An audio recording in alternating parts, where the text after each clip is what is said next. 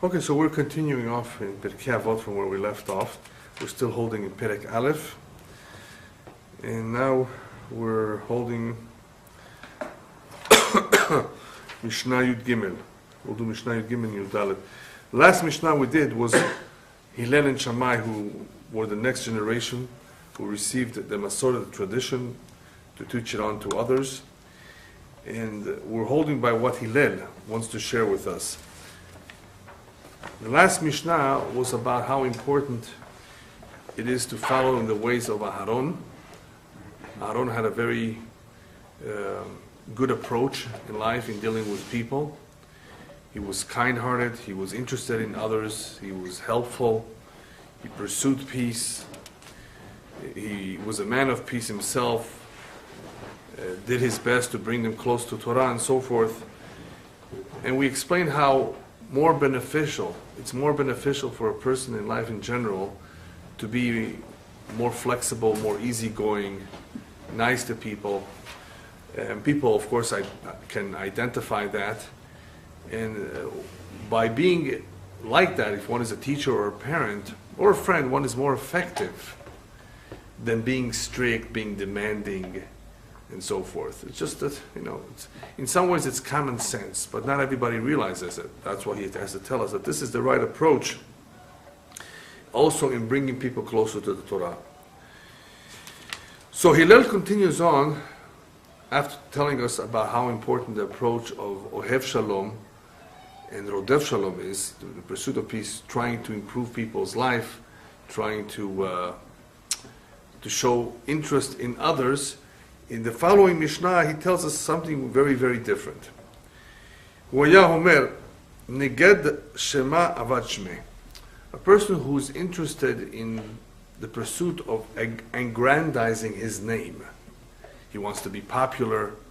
He wants to be in the highest position possible.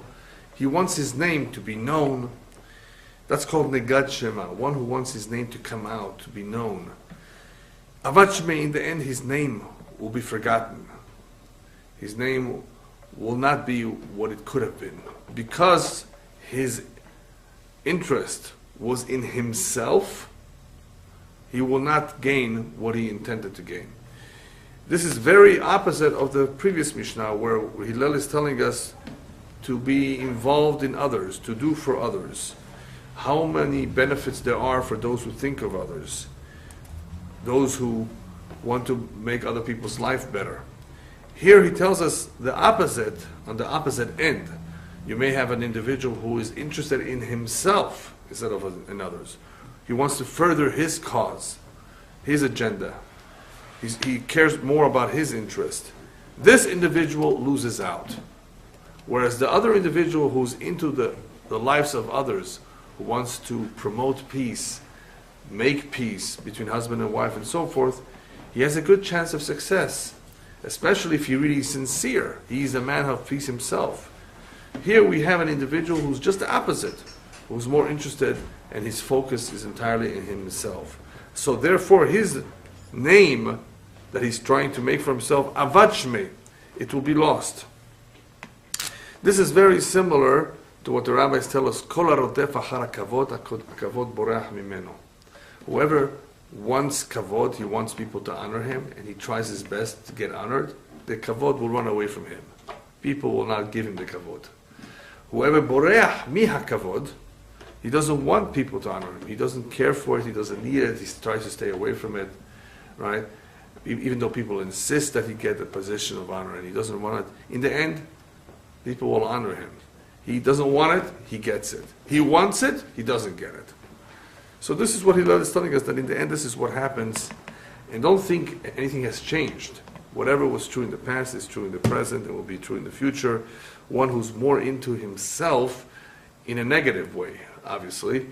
In other words, he wants to pursue his own agenda, his own name, not for a good reason. In other words, just for the kavod purposes, that name will disappear. In other words, that name will not be achieved like he thought it would be.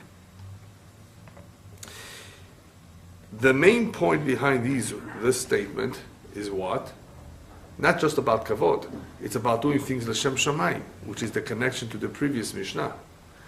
In the previous Mishnah, in being from the students of Aharon, of pursuing peace, why should somebody want to pursue peace? Why should somebody care and make an effort to help couples who are having a hard time? Because that is the will of Hashem. Obviously, that is what Hashem wants. Hashem would agree with it. Hashem would approve. Hashem would encourage us to do something like that if we are capable. You need to know what you're doing. You need patience. But more than that, you need the desire. You need to be genuine about it. You can't fake it. You have to be yourself a man of peace. So we see from that the focus of the previous Mishnah and the idea behind these words is the same.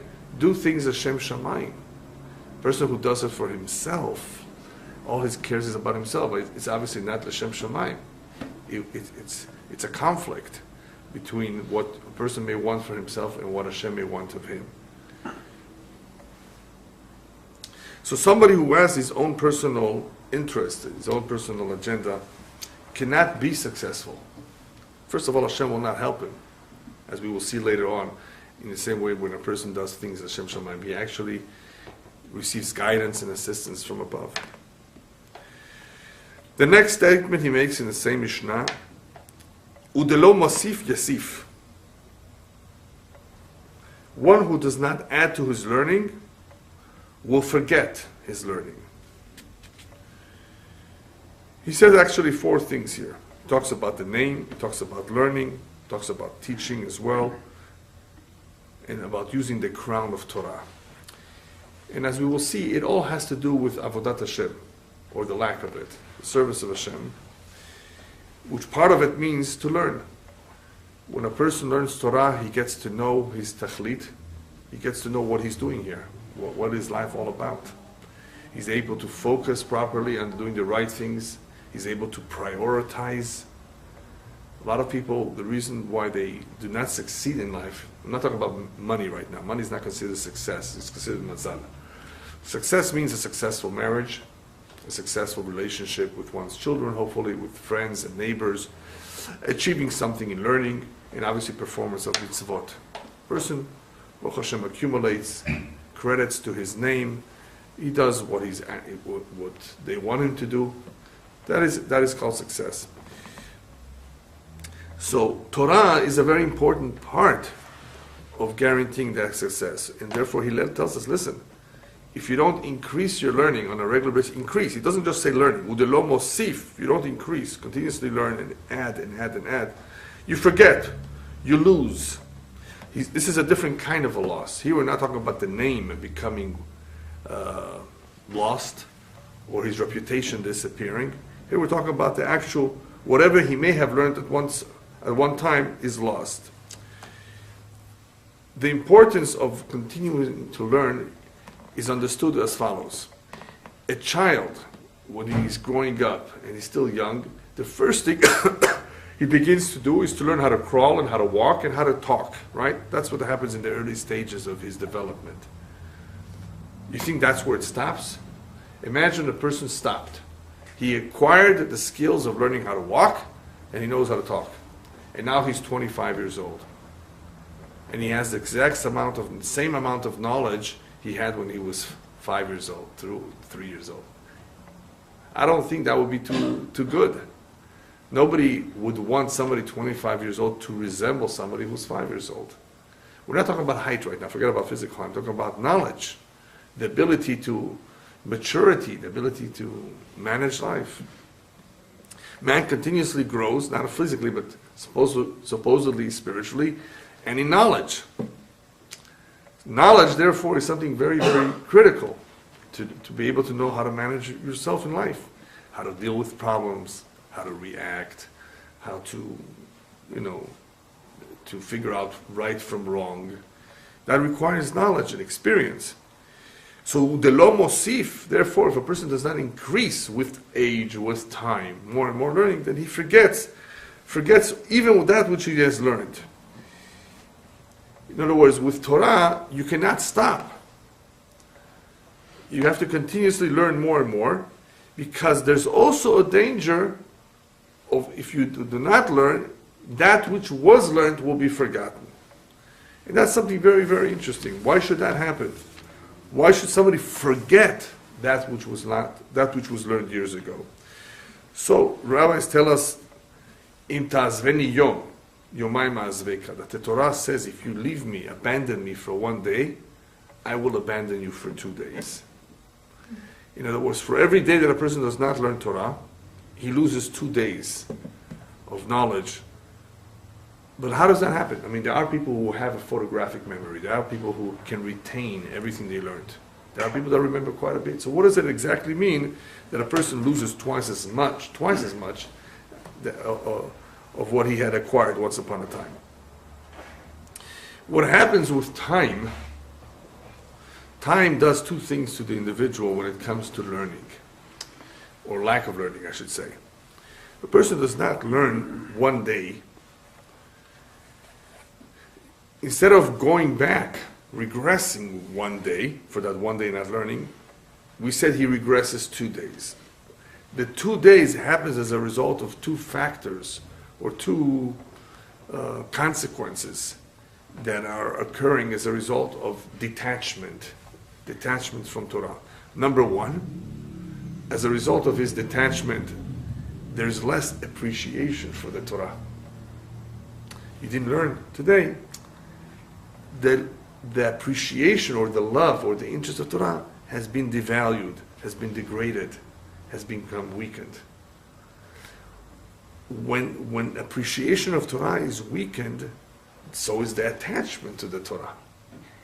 He may not go back into it as fast. What else happens with time? Erosion. Time has the effect of eroding that which was learned. It's no longer fresh. It's not the same. Even if you remember something, it's not the same as though you just learned it recently. When we review or we learn more, that which was already learned has a freshness to it. It affects us. It builds us. If we don't continuously recharge our batteries, if we can use that term, then even that which we have is weakened. So that's the meaning over here of if we do not add to the learning, if we do not increase our learning on a regular basis, then even that which we have, we tend to lose over time. And one way to look at it is through the term atrophy. I don't know how many of you understand what atrophy is. You don't use your muscles. You don't do physical therapy, you don't walk, you don't exercise, then your muscles become atrophied. In other words, they become stiff. What you don't use, you tend to lose. Right? So you gotta continuously use. Same thing with the mind. There's a lot of people in the older years, because they did not use their mind, or they stopped using their mind, and looking and staring at the walls, or at the TV, or playing cards, or waiting for the Malach HaMavet to take them. Yeah. Especially if they have no kids, or they have kids who don't visit them. Imagine them. Poor people. He may have had all the money in the world. Millions of dollars. How does that help him? What a shame. The mind is not functioning. Mind is not working. Chachamim, unless they become sick, because the mind continuously worked, right? Even in their 90s, 100, they're still using it. They're still learning. And they're understanding things even better than they did in their earlier years. Why would somebody not want to learn? Why would somebody just stop learning? Well, obviously there's all kinds of reasons, but the problem is not so much the time. What's dangerous is the attitude. Time, you can always find some time. What's dangerous is when a person says, I've learned everything. I know everything, he says. Or there's nobody else that can teach me. There are people who actually think that way. Believe it or not, it's incredible. Yeah. On him it is said, Udelo mosif yesif. Yesif is also a term used to mean death. You don't learn, then you die. In other words, it's not only a term used to describe that what you've gained you may lose, but it's also you cease to exist. Not so much die, but you cease to exist. Because the essence of man is kihem hayenu ve'orech yamenu, is that through the mitzvot and the learning of Torah, he will live. He will have a purpose to live. Life makes sense. I see, I learn, I perform the mitzvot, I build up myself, even though we're not supposed to think of olam haba, but that's exactly part of it. In other words, we prepare ourselves, we mature, we become stronger, our emunah is more developed, it's more firm. We gain so much by observance of Torah and mitzvot. Person, therefore, who stops doing that, he ceases to exist. In other words, there's no meaning to his existence anymore. Why should he be alive? Why continue to live? Kihem hayenu ve'orech yamenu. The Torah is a wellspring of life. It's what gives us life. It gives us reason to live, purpose for life. So when a person therefore stops that, yasif, he ceases to exist. In other words, there's no reason for him to exist. What's a good reason for him to exist? Just to enjoy? Just to have ice cream? To go on a vacation? I mean, what's life for? Make more money? What for? You're not going to take it with you. So without Torah, that doesn't make sense. So the essence of man ceases to exist at that point. Especially, as the Rambam points out, a person who once upon a time used to learn a lot and he stopped learning.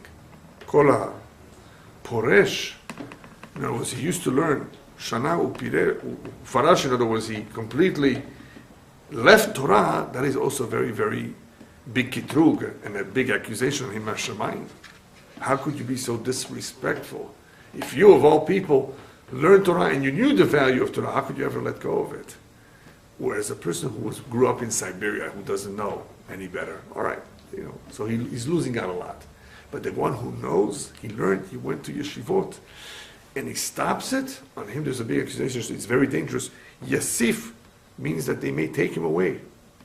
In other words, he's endangering his life. It's a very, very serious thing. You want to ask something? Yeah. No. Anyway, so that is the meaning of Udelo Mosif Yasif, especially applicable to somebody who did learn, knows the value of Torah, and stops.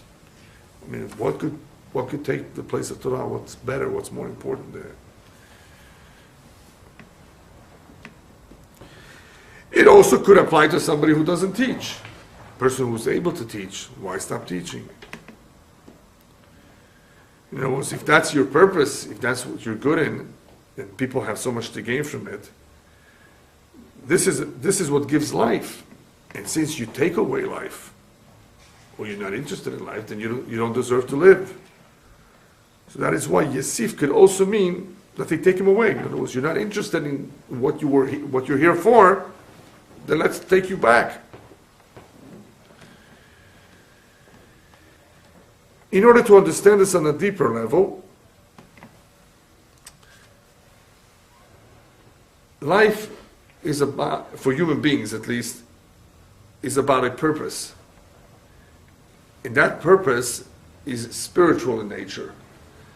Even though it's true that man contributes in a physical way too, he plows the earth, he bakes bread. I mean, we do physical things too in the physical world. We have to do physical things. But that's not the ultimate tachlit. The ultimate tachlit of the world is lit'alot, is to elevate oneself spiritually. That is what we're created for, is for us to develop and grow closer and closer to Hashem in the physical world. Since that is the tachlit, everything else is secondary. Everything else could be important, could be okay and acceptable, but it's secondary. In order for a person to succeed in developing himself spiritually, in other words, in order for him to achieve his tachlit, and for him to be able to completely, throughout his life, stay on the right track, he may need, I shouldn't say he may need, he for sure needs what we would say what we call in Hebrew, I think it's called in Hebrew, limudei hishtalmut. I don't remember the exact English term, but I'll describe you what it is. You have a job. You're a doctor. So what does it mean that you're a doctor? You got your degree. You went to school 8 years. Do you stop learning after you became a doctor and you're treating patients? Every hospital, every clinic, everywhere where you work as a doctor will require of you, or at least once a year, that you get recertification. What? Recertification. No, but what? How do you get recertified?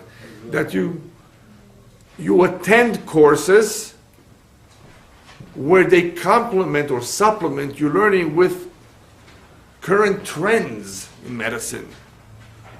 Things change. You have to, what you learned in the 50s or 60s is very good. That's a foundation. But you got to be up to date with new ways of surgery, new tools, new medication, antibiotics, right?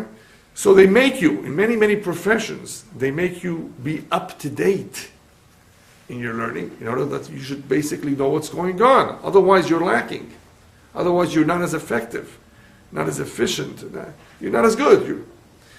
So in the same way that in all these kinds of professions, a person has to continue to learn, to grow, to know more. The more so in the Torah. But as we were saying, the reason why with Torah is so much more important is not only for knowledge, it's for growth. And it's to fulfill our purpose in life. So how do we fulfill our purpose in life by learning Torah? So the Kabbalah explains, there are 4 levels of creations in this physical world. 4 levels of existence, perhaps, is a better word for it. There is the domem, someach, chai, medaber. Domem is inanimate objects. Soil and rocks. Inanimate. It has no life. It has no locomotion. Doesn't even move. Right? It's inanimate. Stands alone. It's the lowest level of existence. One level above that is tzomeach, the plant life, organisms. It doesn't just stand alone, it grows. Right? It's a little bit higher level than the one that below it. Then you have a third level, that's high, animal life.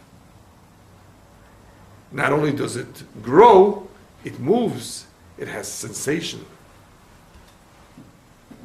And then you have the fourth level, the highest level, medaber, the human being who also has the intellect, the power of speech. Ha'adam has everything below him, everything that's beneath him. He consists of all the levels in one, but he has something more than the ones below him. So each level, what did we see, is higher than the other. There's 4 levels, right? There's one on top of the other. The one that's all the way in the bottom serves the one that's right above it. The plants need soil through which to grow. Animals eat the plants. And the human being uses animals for food, for transportation, for clothing. You see? So, kol darga mesharetet et hadarga me'alav. Right? Every level serves the level above it. So there's a connectivity, there's a connection here between all of them, but each one is there for a purpose. And what is that purpose? To serve the one above it. So the human being who's above all the 3 beneath him serves who? Hashem. Serves the ultimate tachlit. In other words, his serving is not a physical level or another creature. He's serving the ultimate. He consists of all the levels. So he is there for what? For the ultimate purpose of life, which is what? Which is spiritual, which is the service of Hashem. That's what we're here for. We're not just here to walk around. People don't understand, Hashem did not just throw us into this world. Hey, just get along, eat, drink, sleep, have fun, travel, No. That's not the purpose. We do that, we can do it. Enjoy. Fine. But that's not the purpose. The human being, having a neshama, having all the levels within him, is created and intended for a higher, loftier purpose. What's that? The tachlit, the purpose of life, in the essence of life. And that's the service of Hashem.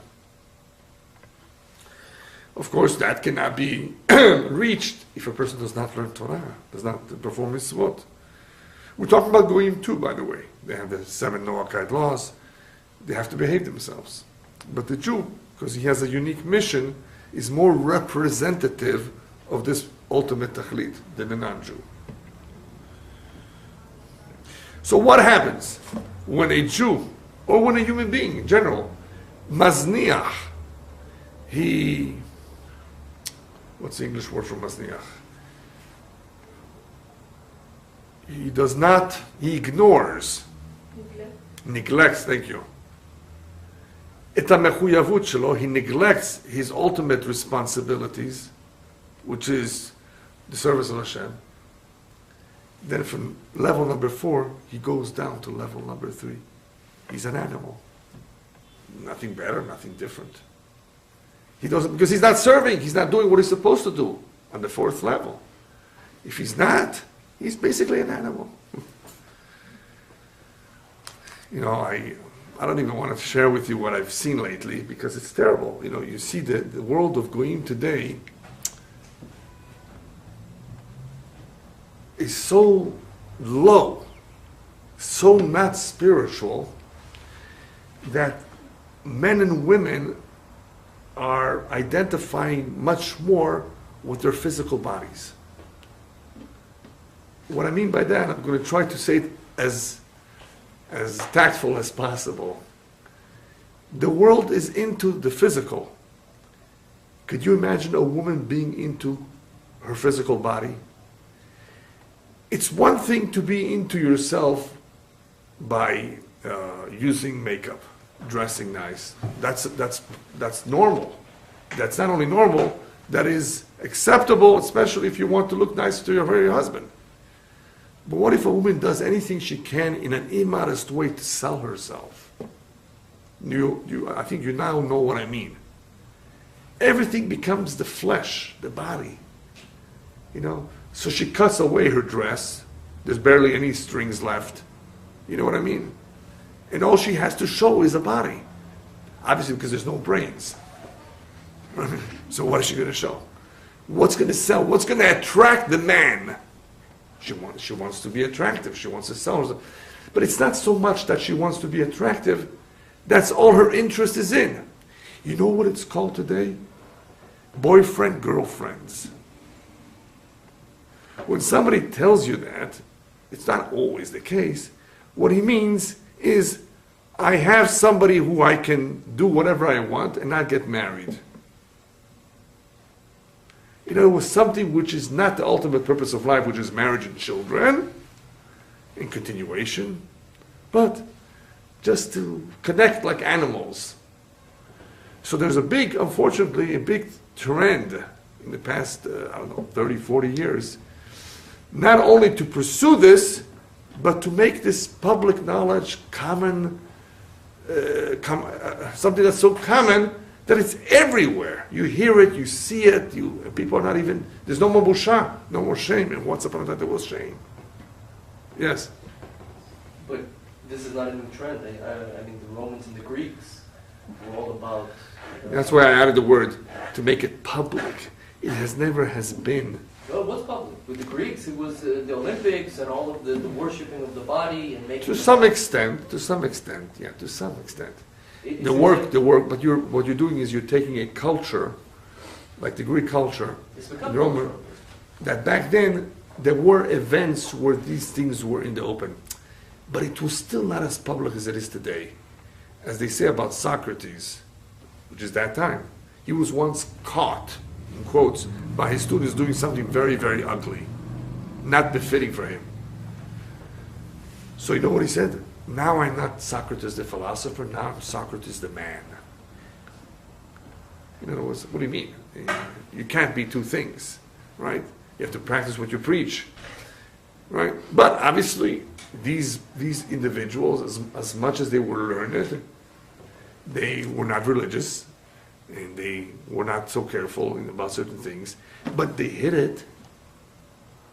He was hiding it. He concealed some of his habits. I mean, it's shameful. What you're talking about is certain events in the Olympics and certain things in the... No, but the whole culture, that's what they... That was built around it. It was built around it, but still, it was not everything was in the open, in the street. Today you go to... Somebody told me... Statues, the other things. Yeah, that's something else. But today you go to parks in England, in London, and elsewhere in the world, where you can see these things in the open. There's beaches where people have no clothes on. In Israel also. I don't know about Israel, but I know in other parts of the world. What does that show? That there's no busha. The busha is completely lost. And that's lost because the purpose of life is not known to them, or they're not interested. So they have come down. Instead of being on a higher level, they come down to the level of animal.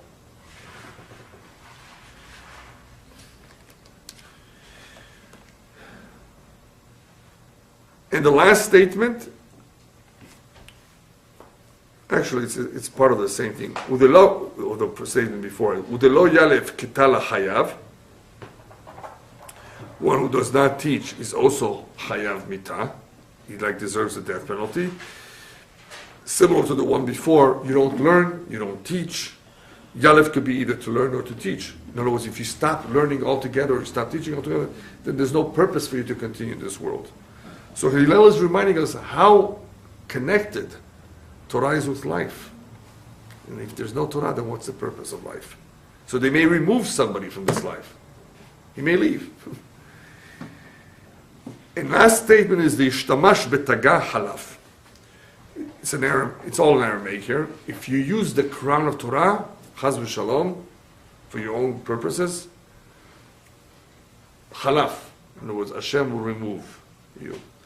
What's interesting about halaf here is that it doesn't use the same word as katala chayav before, chayav mita. It doesn't use the word yasif. It doesn't use the word avad. These are all kinds of words to mean to lose. Whether it's to lose your name, to lose your Torah, their knowledge, to lose one's life, or halaf. Halaf is, apparently, it must be more serious than Ketala Chayav. Because we're talking about the crown of Torah. So this is the most dangerous one. One who uses the crown of Torah, meaning the Torah, the learning of the Torah, the title of Torah, for his own purposes, he's not only endangering his life, he's endangering the life of his kids, he's endangering his olam haba. So halaf means that he completely is removed from everything. Some therefore want to say that because of the serious remark here of halaf, that he's talking about Kabbalah Ma'asit. People who use Kabbalah Ma'asit means practical Kabbalah, for their own purposes. They use the names of the Kabbalah to perform all kinds of miracles. It's possible. I have a whole book on this. But it's very risky. You have to be very, very clean and pure and at a very, very high level. You have to know what you're doing. And even then, what you're doing has to be completely L'Shem Shamayim. It has to be for some worthy cause. Like the Ari and his students were involved sometimes in this kind of things. But they could do it. We're not on that level. Chaz v'shalom for anybody today to do any Kabbalah Ma'asida, unless he's at an exceptional level. Otherwise, according to tradition, anybody who gets involved with Kabbalah Ma'asit, the following can happen to him. Either he will lose his life prematurely, or one of his family members will lose their life prematurely, or he will convert to another religion, or one of his children will convert to another religion, or he will be poor and lose all his money. In other words, something terribly wrong will happen to him in a sudden way.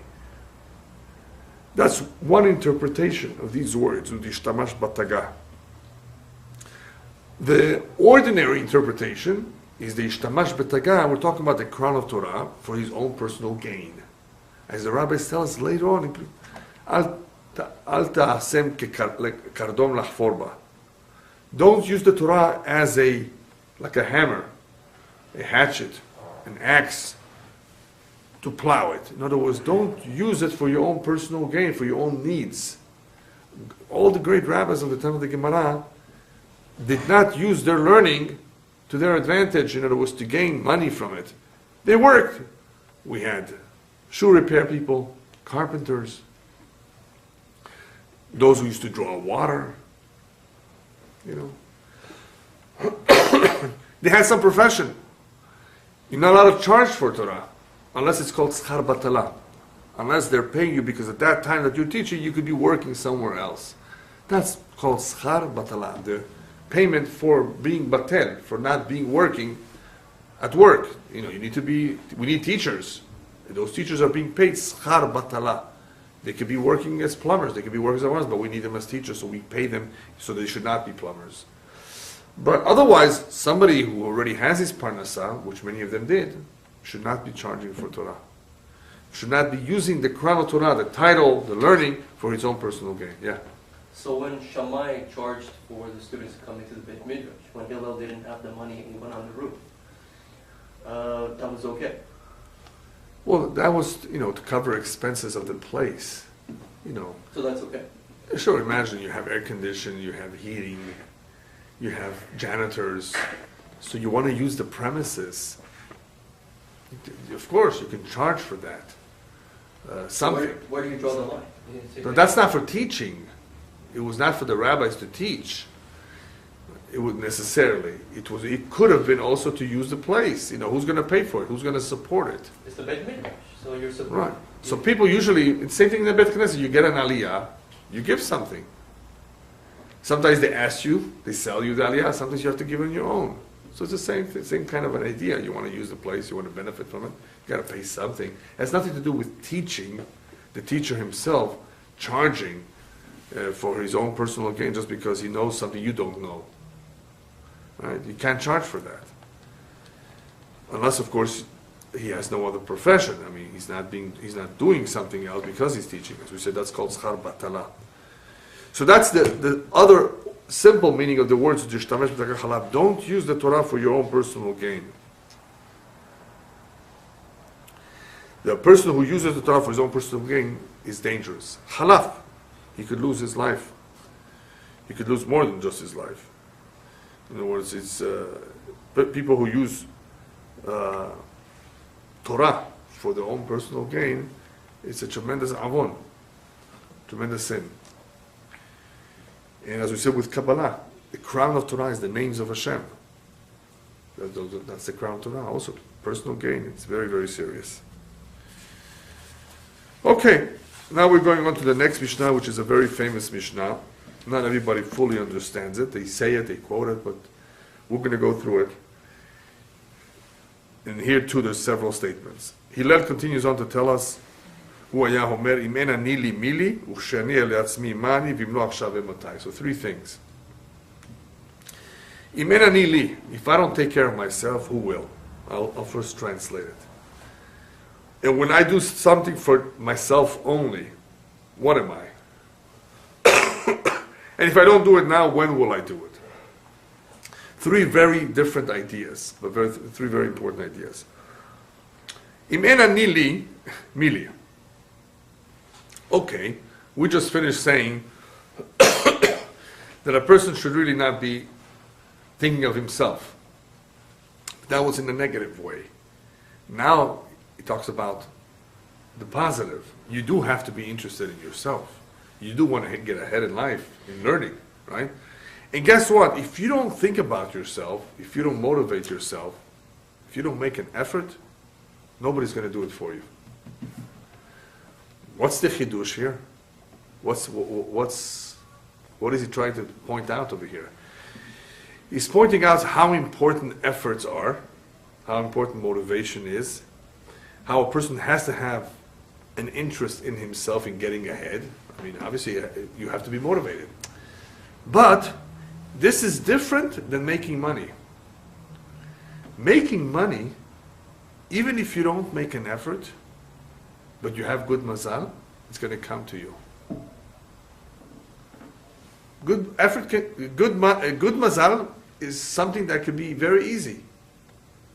Buy a lottery ticket, like some people just did recently, and share in the $650 million. How much effort was involved?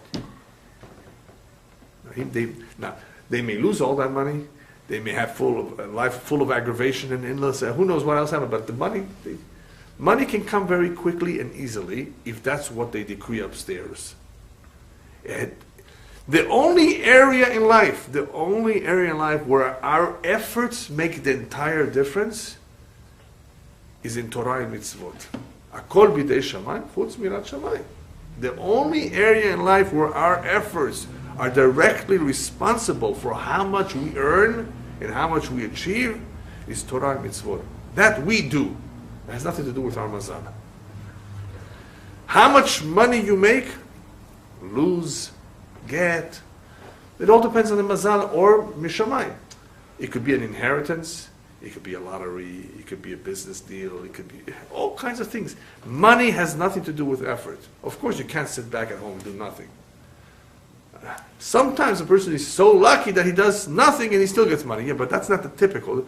The ordinary mazal is a person goes to work, opens up his business, or buys and sells, and that's how he earns. And if he has a great mazal, the buyers will keep coming back. Yeah, that's mazal. You know, what's good mazal? Here's an example. And this really happens all the time. A guy goes downtown, and somebody comes over to him, and he's been having a hard time.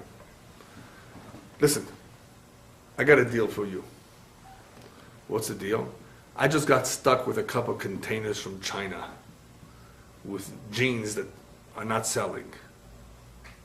You know, I guess because it's, I don't know, rough material, something which is not the trend, not the style. I'm stuck with it. I'll sell it to you for $2 a piece, you know, whatever, or sell you the whole container for 50, comes up to 50 cents, whatever it is, really, really dirt cheap. And you said to yourself, what am I going to do with it? You know, this guy is stuck with it. But you take it. But you say, you know what? I'll take a chance. What happens next? Not a week later or a month later. A half an hour later, this guy gets a call. The guy who bought the container. By the way, you know what? I'm looking to buy something like this and like this and like this. You know, the jeans. He describes to him the jeans. Something that is not too expensive. I have a client, you know, who, I have exactly what you need, you know.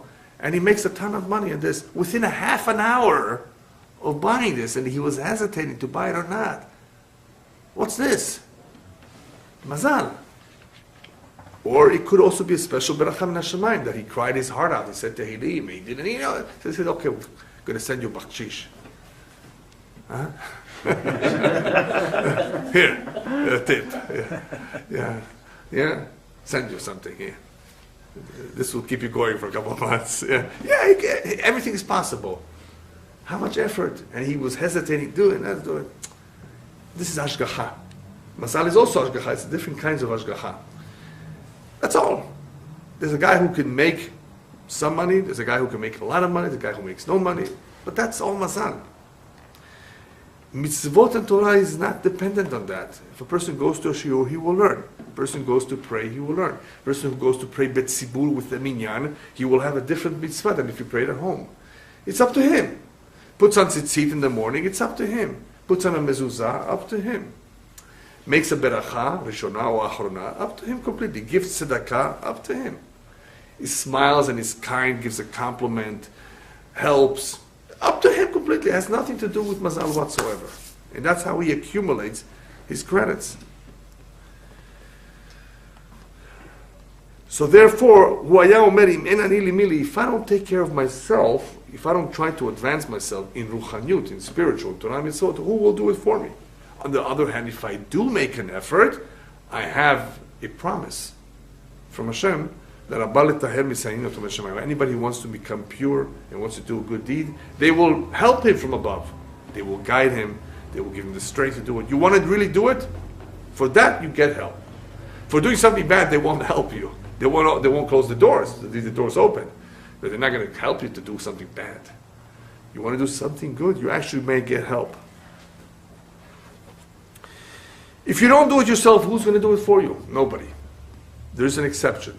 One little exception, which is a very interesting exception, and that is, we have a tradition, the Kabbalah speaks more about it, that at times a person may not do anything because he's not interested or he's not informed, and he doesn't go about doing a particular mitzvah or learn Torah or become even religious. It's just, he's disconnected.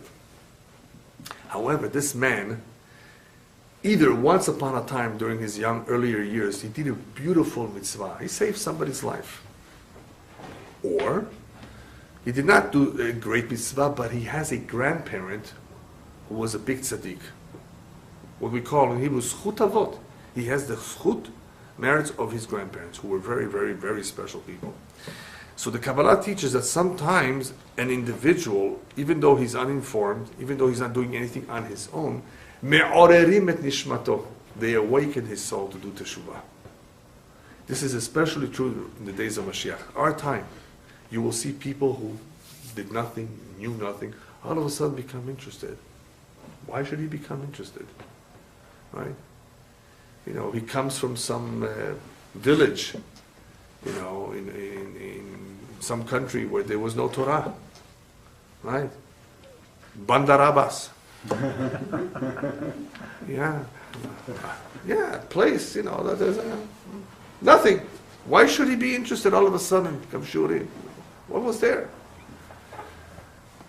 So what happens? It could be because of a grandfather, great-grandfather, who was a big tzaddik, or he did a tremendous maaseh tov, a good deed, and Minashamayim, they say, you know what, for that, they awaken him, especially right now when there's no time left. Mashiach is coming not any day, any moment. Any moment. Any moment. He could be coming. So therefore, if a person does not do teshuvah, he will be losing out so much. They awaken his soul. So they're awakening. He's not doing it on his own. They're awakening from above because of a zchut avot, or because of some zchut, because of some maaseh that he did. Yeah. Is the same thing true with the Maranos? A lot of the that they're coming back. Yeah, Maranos. Sure. It could be that Hashem. This is the time of kibbutz galuyot. It's the time of the ingathering of the diaspora. So Hashem is ingathering many souls. Right? He's bringing together people who are connected to Judaism somehow. Because the prophet says Hashem doesn't want to abandon any soul.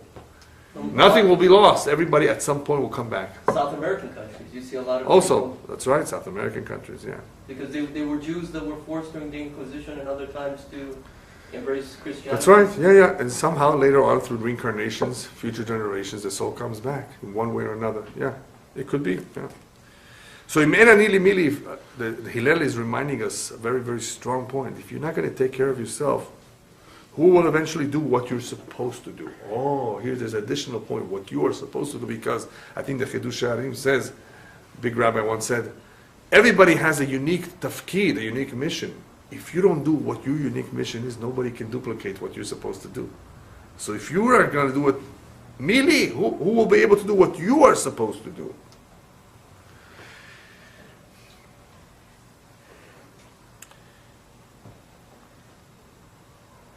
Now, there are people, unfortunately, who don't value themselves. You know where you see this a lot? In elections. Elections, a lot of people's attitude is, my vote doesn't count anyway. You're right. The problem is, what if everybody thinks like you? Then there's not going to be votes. What if everybody has the same attitude as you do, that, if I go to the event, there's going to be hundreds of people, thousands of people. They won't notice that I'm not there. What difference does it make my presence there? You're right, it may not make a difference, but if everybody thinks like that, then obviously it makes a difference. A person has to have the self-esteem of importance of that his contribution matters, that his presence in a place, in an election matters. Every vote counts. The presence of every individual matters. So if a person doesn't think like that his presence, that his contribution matters, then obviously nothing will happen. It will be missing. Something will be missing. One has to believe in himself that he contributes something through his efforts or through his presence. Then he goes on, "Uchshaneh le'atzmi mani." But you by yourself cannot do everything. Yes. We do need to interact with others. We do need sometimes the help of others. And uchshani la'atzmi mani also means you can't only do for yourself. Life is about doing for others too. So here we're talking about the importance, of course, of doing for yourself. But uchshani la'atzmi, if I'm only doing for myself mani, I'm incomplete. What am I? Life is about doing for others. The Torah tells us when it comes to tzedakah, naton titen. It says double. Give, you should give. Anek ta'anik. Patoach tiftach. The Torah uses double languages for emphasis. You want to get used to becoming a giver. You know how you do that? By giving a lot. Regularly. So naton titen, when a person gives on a regular basis, umesagel le'atzmo midat hanetina. In other words, he basically gets used to and trains himself with the characteristic of giving. So that's what part of life is all about. Not only for yourself, which is important, of course, but uchshani la'atzmi mani. If I only think of myself, I'm incomplete. You can't only think of yourself. You have to involve yourself with others. Otherwise, you're incomplete.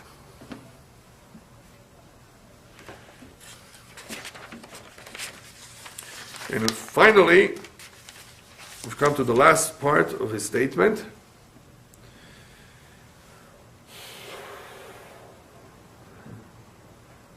V'im lo achshav ematai. And if I don't do it now, when will I do it? We're talking about spirituality. We're talking about Torah mitzvot. We're not talking about money. Because money, you know what they say about money. Money comes and goes. Let's say somebody lost money. He lost a lot of money. Those thousands of dollars that he lost can be recovered. It can be. It may take a lot of time. But money can be recovered. Time cannot be recovered. Every day that goes by is gone. What could have been done on that day cannot be done tomorrow. Hopefully we can still do things tomorrow. Hopefully Hashem should give us years so that we should accomplish. But whatever has transpired, whatever is gone, is gone. In Arabic there's a saying, lifat mat. Right? All that has gone by is dead. It's gone. You can't bring it back. So that's what he's emphasizing over here. We're talking about the importance of doing, of making an effort. Make sure you do it today. Because if you don't do it, when are you going to do it? Tomorrow? What if tomorrow doesn't come? Yeah, some people don't wake up the next day. Who says tomorrow's going to come? Who says? It's not guaranteed. And even if tomorrow comes, or even if the opportunities present themselves, the opportunities in the past are not going to come back. I tell it to people who do teshuvah when they're 50s or 60s. Baruch haba, welcome, kol hakavod lecha, very nice, how special of you. I'm sure Hashem is so proud of you. But there's one thing that you can never do at this point. Huh? Your past? What about the past? It's gone. Okay, so he didn't put on tefillin for 40 years. Hashem forgives him for that. Obviously, it's a big loss. You know what can be a bigger loss than that? The children that he was raising for the past 30 years. They're not going to do teshuvah just because Abba and Mami did. They might actually think they're crazy. The parents. The kids who went to public school, who were raised in a religious way, have their own free will, their own life, their own world. They may not be as excited as the parents. I've seen this. So very nice that they're coming back, they're coming to their senses, very nice that they're making a U-turn, but had you done it earlier, you could have taken your whole family with you. Uri Zohar was lucky. Even though he was at the very, very other end, extreme of spirituality, let's call it, he was totally detached from it, very, very far removed from it. He's an Ashkenazi, remember. Sephardim, many of them at least, if they're not religious, their father or grandfather was. You have Ashkenazi Jews, especially from the Russia area, who it may be 5 generations not religious. No Torah. Or at least 3 or 4 generations. It's a lot. They're very, very, for them to do teshuvah, it takes a lot more courage. And here he was able to come back. His wife didn't want to in the beginning. That's very tough when one wants it, the other one doesn't want it. It's a big war. Milchemet Gog and Magog in the house. And the kids were still young enough. And he immediately moved them to another school. So you have the help of the school and the friends, the environment. Baruch Hashem. He's beautiful. It's so special to see that. He's part of the revolution of Teshuvah. But how it happened, obviously it could be, I didn't look into his family, who knows who his great-grandfather was, who knows what he did. All I know is that he took a tremendous amount of courage. Either way, regardless of the zchut, it took tremendous amount of courage. And the reason why he succeeded was because he was a man of truth. He's not a faker or a liar. In other words, you convinced him, you showed him, you proved to him. He was open-minded. You know what he said? He's pained till today. How could they deprive us of our heritage? This country, this government. How could they do this to us? He was so pained by it. He's so upset. Give a child a chance and let him decide on his own if he wants it or not. To take it away from us. So anyway, even though that has happened, unfortunately, in the past, Kadosh Baruch Hu has his own mechanisms of bringing Jews back, and he's helping. But they got to do an effort. They have to make an effort too. So if we don't do it now, when will we do it? That is why, because of this, we have a lot of sayings in many languages that say, don't push off for tomorrow what you can do today. You heard of that? Tomorrow may not come. And as Benjamin Franklin, I think, said, if you love life, don't waste time. Because that's what life is made up of. Life is made up of time. So if you love life, don't waste time. Don't waste your hours. The Chafetz Chaim used to give a beautiful mashal about time. How sometimes people don't realize it until it's too late. Somebody once went on vacation. He's having a great time, seeing all the sights. He decides to send a postcard, a gluya, a postcard to his family. So he starts writing in the beginning of the postcard, the regular titles of date, dear so-and-so, how are you? Baruch Hashem, I'm okay. And he starts writing regular handwriting. By the time, after his whole introduction, he realizes he's running out of room. And he starts writing smaller letters, and then he sees that the postcard is almost finished, so he starts writing on the margins, all around. He barely managed to do anything, to say anything, and the postcard is finished. There's no more room. Because a lot of people don't realize until later in their life that their time is almost up. And now they start doing everything, there's no time left. All of a sudden they become, nervous. Alevai, they should become nervous. Some of them don't even realize that their time is running out. But at that time, it's already very, very late. So don't push it off, because then there's very little you can do. And even if you can do, even if a person can do in his later part of his life, it's not the same as in his earlier years. When a person is younger, he has much more strength to do battle with the Yetzer Hara, to be able to control his midot, his character, to change. Later on in life, it's much more difficult to change our ways. That is why Shlomo Melech says in Mishlei Chanoch l'nar al pi darko gam ki yaskin lo yasur mimena. Train your child in his earlier years, according to his ways, according to his abilities. But give him as much as you can in his earlier years, lanar, when he's young. Because if you do so, gam ki yaskin, in his later years, lo yasur mimena, he will not depart from it. It will stay with him. He got used to it. It becomes second nature to him. So the earlier one starts and the more one gives them, even though they may not catch on to it, even though they don't follow it 100%, guess what? Because you gave it to him, it's in the back of his mind, it's in the memory bank, it's there, he may come back to it. A lot of kids who grew up very, very strong, very religious, even though they went off the derech a little bit, but they were imbued, they absorbed so much, it's not lost. It's there, it left an impression, it made an impact, and even though it's not noticeable right now, it will be later on. Possibly. We have to pray. Our mothers used to pray and cry before they lit the candles. So you have to pray, you have to do your best, send it to the right schools, obviously, and all of that, and hope that Hashem, of course, who's also a partner, will help too. But if we do that in earlier years, the chances are better that it will make a difference later on.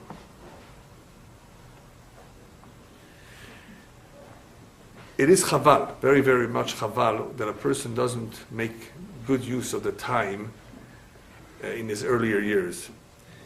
Later on, it's just more difficult. And I'm reminded by this with people today when you try to buy an airline ticket, you look in the internet or you call up, how much is it? It depends where you're going. $1,200 to Israel. Oh, that's a good deal. It's a low season, Baruch Hashem. Otherwise it could be $1,500, $1,600, $1,700, $1,800. Okay, I'm not sure about the hour, the flight, the date, tomorrow, you know. You call back 5 minutes later, it went up $100. Have you ever had that experience? Yeah, it goes up. The prices are changing constantly because you're not the only one buying. And the more people buy, the less seats are available for that fare. And this happens with hotels, it happens with anything else. You have to convince yourself of what you want and get it over with and buy it. Otherwise it becomes more expensive. With time in life, later on, it becomes more difficult to do whatever we could have done in earlier years. It would have been a lot easier. So that's the last part of this Mishnah in giving us the sense of how important time is. Something that is right, something that is good, don't push it off. Do it as soon as you can because the opportunity may never come back. That is why the Zohar gives us a completely different interpretation on the words Mipnei Seva Takum. The simple meaning of that pasuk and that mitzvah is that when you see somebody who's elderly, get up, even if he's not Jewish. Give him the kavod. Give him your seat. Mipnei Seva Takum. Respect those who are elderly, especially those who are more elderly and they have chokhmah and they're knowledgeable. The Zohar says, Mipnei Seva Takum, before you become Seva, before you become a senior citizen, Takum, get up and do teshuvah. Before you get to that stage in life, make sure that you've already woken up and you've already gotten yourself on the right track to do the right thing. Because once you're there already, it's very difficult. And even if you want, you may not be able to. Who knows? Hashem Yazor that we should be healthy and that we should have a strength in our faculties till the last day. Amen. But there's no guarantee, right? So therefore, the earlier, the younger, the better. Therefore, before you get to that point of life, make sure that you get up and you do the right thing. Thank you.